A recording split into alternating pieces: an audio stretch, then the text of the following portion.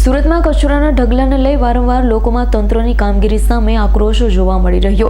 સુરતના Saiyedpura pumping station પાસે કચરાના ઢગમાં બેસી જાગૃત નાગરિકે અનોખો વિરોધ કર્યો।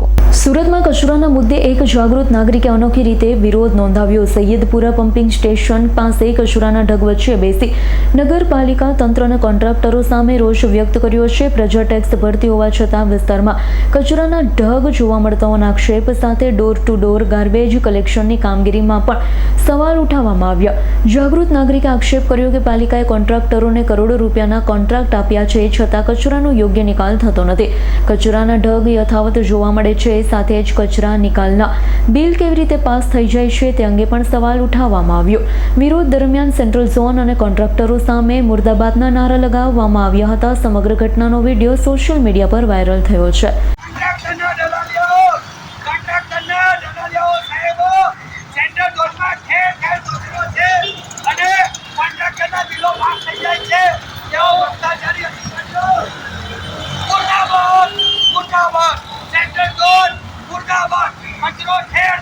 Bureau report S9 news Surat.